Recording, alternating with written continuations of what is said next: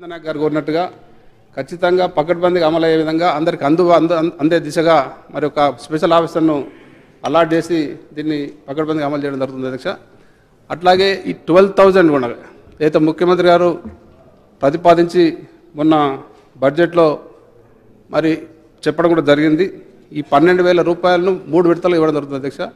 ముఖ్యంగా దీని ఉద్దేశం గర్భిణీ స్త్రీలకు పోషకాహార విలువల ఆహారం అందించడానికి, వాళ్ళు మంచిగా ఉండడానికి, అట్లాగే గర్భిణీ సమయంలో వాళ్ళు పనికి వెళ్ళి పని చేయడానికి అవకాశం ఉన్నది కాబట్టి వారికి మరి వృత్తిగా ఈ 4,000 రూపాయలు డెలివరీ కంటే ముందు, తర్వాత డెలివరీ సమయంలో 4,000, తర్వాత పిల్లల సంరక్షణ కొరకు 4,000, అట్లా 12,000 ఇవ్వడం జరుగుతుంది. అట్లాగే మహిళా శిశువు జన్మిస్తే 1,000 అదనంగా కూడా ఇవ్వడం జరుగుతుంది అధ్యక్ష. ఇటువంటి మంచి ప్రోగ్రామ్ ఇది చాలా చక్కగా అమలు చేయడానికి అన్ని రకాల ఏర్పాటు కూడా చేస్తూ ఉన్నాం. స్పెషల్గా ఒక ఆఫీసర్ని ఏర్పాటు చేసి పూర్తి స్థాయిలో అందరికీ అందే విధంగా అమలు చేయడానికి అన్ని రకాల చర్యలు చేపట్టడం జరుగుతుంది అధ్యక్ష. Question number 2390 minister for irrigation. అధ్యక్ష, ఏ ప్రశ్నకు సమాధానం గ్యాప్ ఆయకట్టు దృష్ట్యా నల్లవాగు ప్రాజెక్టు ఆధునీకరణ పనులను చేపట్టే ఆవశ్యకత ఉంది. ఈ పనులను 2017-18లో చేపట్టడం అవుతుంది. బి ప్రశ్నకు సమాధానం ఈ ప్రాజెక్టు కింద స్థిరీకరించాల్సిన ప్రతిపాదిత ఆయకట్టు 6,030 ఎకరాలు.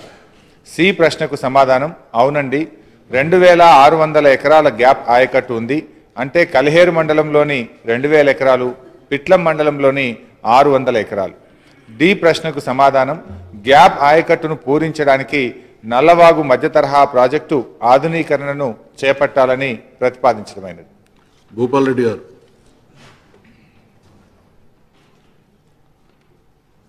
సార్, నారాయణఖేడ్ నియోజకవర్గంలో మా దగ్గర వర్షాధారం మీదనే ఆధారపడాల్సిన పరిస్థితి ఉన్నది సార్. పంటలు పండాలంటే అతివృష్టి అయినా కష్టమే, అనావృష్టి అయినా కష్టమే సార్. 2-3 మండలాలు అయితే కల్లేరు కంటి మండలంలో 6 చెరువులు మాత్రమే ఉన్నాయి అధ్యక్ష. మరి అదే మాదిరిగా మన్నూరులో 2 చెరువులు మాత్రం ఉన్నాయి అధ్యక్ష. ఇది సిర్గాపూర్ మండలంలో ఉన్న ఏకైక ప్రాజెక్టు, మీడియం ఇరిగేషన్ ప్రాజెక్ట్. నారాయణఖేడ్లో ఇరిగేషన్ కొరకున్న ప్రాజెక్ట్ ఒకటే ప్రాజెక్ట్ అన్న అధ్యక్ష. ఈ ప్రాజెక్టు కట్టడం కూడా 1971లో పూర్తి చేసుకోవడం జరిగింది అధ్యక్ష. ఆ రోజు నుంచి ఈ రోజు వరకు ఆ ప్రాజెక్టులో మొత్తం పూడికతో నిండుకొని పోయి దాని స్టోరేజ్ కెపాసిటీ అనేది తగ్గింది అధ్యక్ష. అయితే దాంట్లో స్టోరేజ్ కెపాసిటీ తగ్గడమే కాకుండా కాలువలు కూడా మనం రిపేర్ చేసుకోవాల్సిన అవసరం ఉంది అధ్యక్ష. కాలువల రిపేర్ కొరకని 19 కోట్ల రూపాయల ప్రతిపాదనలు పెట్టడం జరిగింది. మంత్రి గారికి ధన్యవాదాలు చెప్తున్నా. ఈ సంవత్సరం తీసుకుంటామన్నందుకు వారికి ప్రత్యేక ధన్యవాదాలు తెలుపుతున్నాను. అంతేకాకుండా ఏదైతే ప్రాజెక్టు స్టోరేజ్ కెపాసిటీ ఏదైతే తగ్గిందో, సిల్ట్తో పూడికతో నిండుకొని పోయి దాని స్టోరేజ్ కెపాసిటీ ఇంక్రీజ్ చేస్తేనే మనం ఇప్పుడు ప్రాజెక్టు కింద ఆయకట్టుకు నీళ్ళు ఇచ్చే పరిస్థితి ఉంటుంది అధ్యక్ష. అయితే దాంట్లో 2 మార్గాలు ఉంటాయి. ఒకటి FTL రైజ్ చేయడము, రెండోదేమో సింగూర్ బ్యాక్ వాటర్స్ నుంచి వాటర్ లిఫ్ట్ చేసి ఒక 6 కిలోమీటర్లు ప్రెషర్ మెయిన్ ద్వారా తీసుకొని వచ్చి ఒక వాగులు వేసేస్తే డైరెక్ట్గా నల్లవాగు ప్రాజెక్టులకు నీళ్ళు వచ్చే అవకాశం ఉంటుంది అధ్యక్ష. అయితే మొదటి ఏదైతే చెప్పినో FTL రైజ్ చేయడం అనేది అది బాగా ఖర్చుతో కూడుకున్నది, ల్యాండ్ అక్విజిషన్ ప్రాబ్లం కూడా ఉంటుంది అధ్యక్ష. కాబట్టి ఆ 2వ ప్రతిపాదన నేను చెప్పింది, సింగూర్ ప్రాజెక్ట్ నుంచి లిఫ్ట్ పెట్టేసి ఆ లిఫ్ట్ ద్వారా 6 కిలోమీటర్స్ పైప్ లైన్ వేసి వాగులో నీళ్ళు వేసేసి మరి ఆ ప్రాజెక్టులోకి నీళ్ళు తీసుకొని వస్తే ఖరీఫ్లో పంట పండించుకోవడానికి అధ్యక్ష మనకు అవకాశం ఉంటుంది అధ్యక్ష. అదే మాదిరిగా రబీలో కూడా పండించుకోవడానికి అవకాశం ఉంటుంది అధ్యక్ష. ఇంతకు పూర్వము 2 సార్లు కూడా ఖరీఫ్లో ప్రాజెక్టు సర్ప్లస్ అయినా కూడా మొత్తం ట్రాన్స్ప్లాంటేషన్ చేసుకున్న తర్వాత, నాట్లు వేసుకున్న తర్వాత మళ్ళీ వర్షాలు పడకపోతే పంటలు ఎండిపోయే పరిస్థితి వస్తే నల్లవాగు ప్రాజెక్టులో ఉన్న డెడ్ స్టోరేజ్ వాటర్ని లిఫ్ట్ చేసుకొని పంటలు పండించుకోవడం జరిగింది అధ్యక్ష. అదే మాదిరిగా నల్లవాగు ప్రాజెక్ట్ కింద ఆయకట్ పక్కన ఉన్న మేజర్ మన ట్యాంక్స్ ఉంటాయి, పెద్ద చెరువులు ఉంటాయి. ఆ చెరువులలో కూడా లిఫ్ట్ పెట్టుకొని పంటలు పండించుకోవాల్సిన పరిస్థితి ఏర్పడ్డది అధ్యక్ష. మరి మొత్తం కరువు వస్తే మరి పెట్టుకున్న పంటలు ఎండిపోయే పరిస్థితి ఉంటుంది. కాబట్టి నేను మంత్రి గారికి ఆ స్టోరేజ్ పెంచే కొరకని ఈ 2లో ఏదో ఒకటి చూస్ చేసుకొని అది చేస్తేనే ఆ ఉన్న ఒక ప్రాజెక్ట్ కిందనన్నా పంటలు పండించుకోవడానికి రైతులకు అవకాశం ఉంటుందని చెప్పేసి వారికి పరిశీలించి చర్యలు తీసుకోవాలని చెప్పేసి మీ ద్వారా విజ్ఞప్తి చేస్తున్నాను అధ్యక్ష. మినిస్టర్ అధ్యక్ష, గౌరవ సభ్యులు భూపాల్ రెడ్డి గారు తెలియజేసినట్టు ఈ మోడర్నైజేషన్ చేయాల్సినటువంటి అవసరమైతే ఉంది అధ్యక్ష. ఇది 1965 సంవత్సరంలో ప్రారంభమై 1967లో పూర్తయినటువంటి ప్రాజెక్టు. మరి ఈ 6030 ఎకరాల్లో ఏ సంవత్సరం కూడా పూర్తి స్థాయి ఆయకట్టు వచ్చినటువంటి పరిస్థితి లేదు. సో గతంలో మేము నారాయణఖేడ్ వెళ్ళినప్పుడు గౌరవ ఉపసభాపతి గారు, మరి మా ఎంపీ బీబీ పాటిల్ గారు, మేమందరం కూడా వెళ్ళినప్పుడు ప్రాజెక్ట్ సైట్ కూడా విజిట్ చేయడం జరిగింది అధ్యక్ష. సో ఆ సందర్భంగానే అక్కడ ప్రజలందరూ కోరిక మేరకు ప్రతిపాదనలు ప్రభుత్వాన్ని తెప్పించాం అధ్యక్ష. దాదాపు 19 కోట్ల రూపాయలతోని వివిధ అభివృద్ధి పనులు, ముఖ్యంగా ఓటీస్ లూయిస్లు కానీ, ఇరిగేషన్ ఛానల్స్ కానీ, అక్వాడక్ట్లు కానీ, సైఫన్స్ కానీ, సూపర్ ప్యాసేజెస్ కానీ, ఇవన్నీ కూడా డిఫంక్ట్ అయిపోయి చాలా వాటర్ లీకేజ్ అవుతూ ఉంది. నీరంతా కూడా వృధా అవుతున్నటువంటి పరిస్థితి ఉంది అధ్యక్ష. అందువల్లనే వీటన్నిటిని కూడా పూర్తి స్థాయిలో ఆ ప్రాజెక్టును ఆధునీకరించి చిట్ట చివరి ఆయకట్టుకు ఏదైతే 2000 ఎకరాలు గ్యాప్ ఆయకట్టు ఉందని మనం భావిస్తున్నామో దానికి అంతటి కూడా ఇవ్వాలనే ఉద్దేశంతోనే 19 కోట్ల రూపాయలతోని ప్రభుత్వం దగ్గర ప్రతిపాదన ఉంది అధ్యక్ష. ఈ ఆర్థిక సంవత్సరం బడ్జెట్ పాస్ అయిన తర్వాత వచ్చే ఏప్రిల్ మాసంలోనే దీనికి మంజూరు అందజేసి పూర్తి స్థాయిలో ఆ ప్రాజెక్టును ఆధునీకరిస్తామని చెప్పి వారికి మనవి చేస్తా ఉన్న అధ్యక్ష. అయితే గౌరవ సభ్యులు సిల్టేషన్ చాలా వచ్చింది, దానికి సప్లిమెంటేషన్ చేయాల్సిన అవసరం ఉందని కూడా వారు చెప్తా ఉన్నారు అధ్యక్ష. వాస్తవానికైతే అది 0.764 టీఎంసీ కెపాసిటీ ఉంది. దాని డెడ్ స్టోరేజు కేవలం 44 ఎంసీఎఫ్టీ అధ్యక్ష. అయితే ఈ కొంత సెల్టేషన్ వచ్చినటువంటి మాట వాస్తవం అయినప్పటికీ కూడా మనం పూర్తి స్థాయి ఆధునీకరించడం ద్వారా చిట్ట చివరి ఆయకట్టు వరకు 6030 ఎకరాలకు నీరిచ్చే అవకాశం ఉందనేటువంటిది మరి అధికారులు చెప్తా ఉన్నారు. ఏది ఏమైనా గౌరవ సభ్యుడిని పిలిచి త్వరలోనే ఒక సమావేశాన్ని కూడా ఏర్పాటు చేసి పూర్తి స్థాయి ఆయకట్టుకు నీరు అందించడానికి అవసరమైన అన్ని చర్యల్ని నల్లవాగు సందర్భంగా తీసుకుంటామని మీకు తెలియజేస్తాం. Question number 2286, Minister for Medical and Health. అధ్యక్ష, ఏ ప్రశ్నకు సమాధానం లేదండి. బి ప్రశ్నకు సమాధానం లేదండి.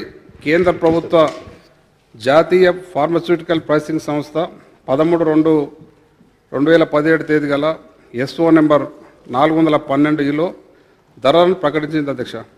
తెలంగాణ రాష్ట్ర ప్రభుత్వం ఔషధ నియంత్రణ సంస్థల ద్వారా పర్యవేక్షిస్తున్నది. సి ప్రశ్నకు సమాధానం లేదండి. డి ప్రశ్నకు సమాధానం ఈ ప్రశ్న ఉత్పన్నం కాదండి. రామ్మోహన్ రెడ్డి గారు. సంపత్.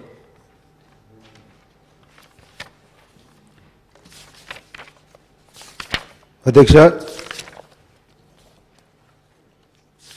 దాదాపు భారతదేశంలో గుండె జబ్బులతో చనిపోతున్న వాళ్ళలో అత్యధికంగా మన తెలంగాణ రాష్ట్రంలో ఈ మరణాలు జరుగుతున్నటువంటి విషయం వాస్తవం అధ్యక్ష. దాదాపు 2014 నుంచి అనేక రకాల సర్వేలు జరిగితే 57% త్రూఅవుట్ ద కంట్రీ హార్ట్ అటాక్తో చనిపోయిన వాళ్ళలో తెలంగాణ వాళ్ళే ఎక్కువగా ఉన్నటువంటి వాస్తవం తెలుస్తూ ఉంది అధ్యక్ష ఈ సర్వేల ద్వారా. మన రాష్ట్రంలోనే అధ్యక్ష దాదాపు 18 మొత్తం భారతదేశంలో 33,140 మంది హృద్రోగంతో బాధపడుతూ మరణించినటువంటి వాళ్ళలో దాదాపు 18,912 మంది అఫీషియల్ సర్వే ద్వారా 18,912 మంది మన తెలంగాణ రాష్ట్రంలోనే హృద్రోగంతో మరణించినటువంటి కఠోరమైనటువంటి వాస్తవాన్ని మనం గ్రహించవలసినటువంటి అవసరం ఉంది అధ్యక్ష.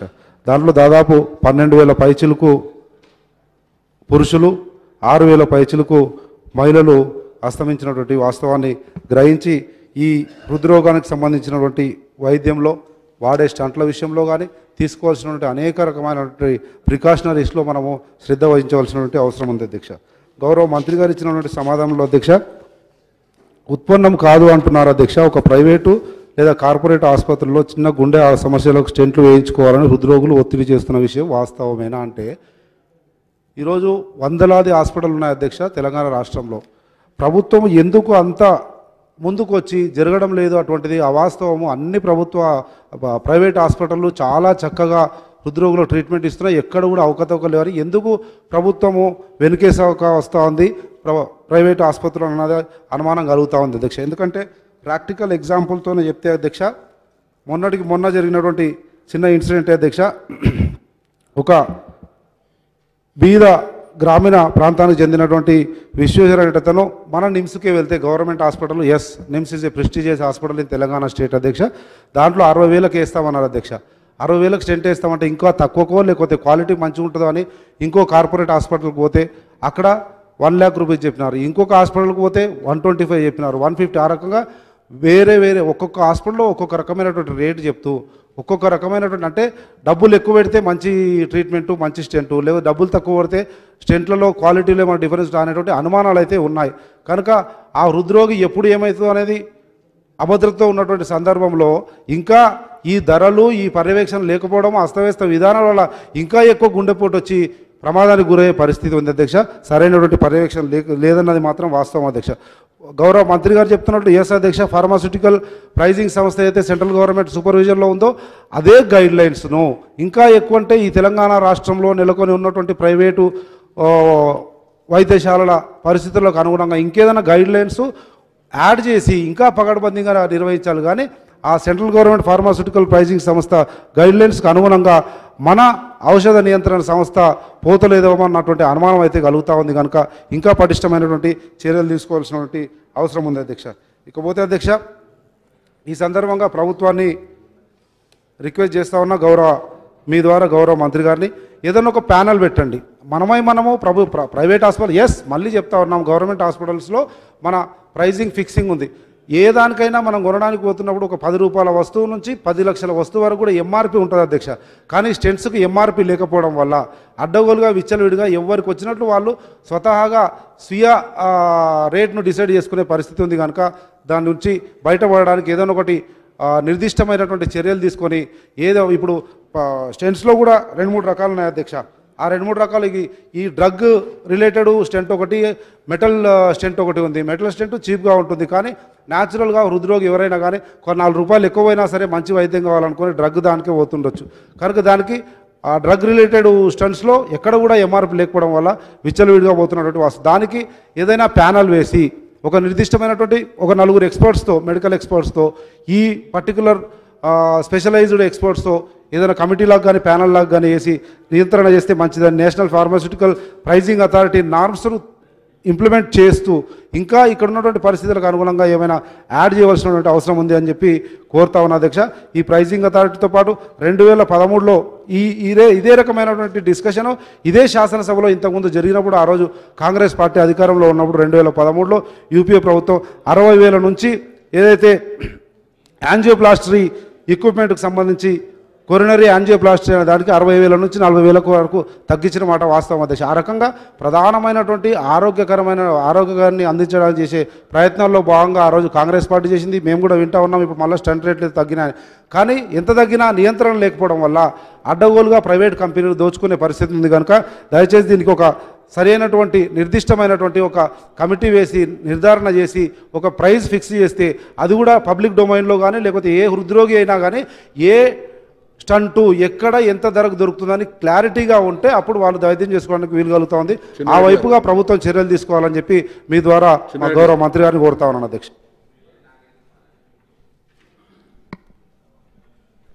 అధ్యక్ష, గౌరవ మంత్రి గారు చెప్పినటువంటి సమాధానం సత్యదూరంగా ఉంది. రాష్ట్రంలో గుండె జబ్బుల సంఖ్య సంవత్సరం పెరుగుతూ ఉంది. ఇంత క్రితం సంపత్ గారు చెప్పినట్టుగా దాదాపుగా మనకు చనిపోయినటువంటి వ్యక్తుల సంఖ్య కనుక చూస్తే 2014లో 33,140 మెడికల్లీ సర్టిఫైడ్ డెత్స్ చూస్తే దాంట్లో 18,912 మంది హార్ట్ డిసీజెస్తో చనిపోయినారనేటువంటి గణాంకాలు మన ముందున్నాయి. 57.1%. ముఖ్యంగా మనం గుండె రోగంతో హాస్పిటల్ పోతే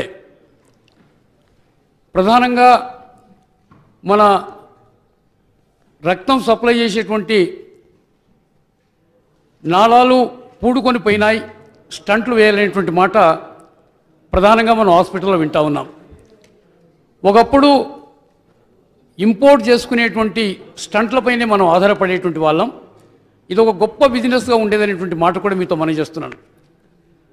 కానీ ఈ మధ్య భారతదేశంలో కూడా మన నైపుణ్యాన్ని పెంచుకొని మన ఇండియాలో కూడా మనం తయారు చేసుకుంటా ఉన్నాం.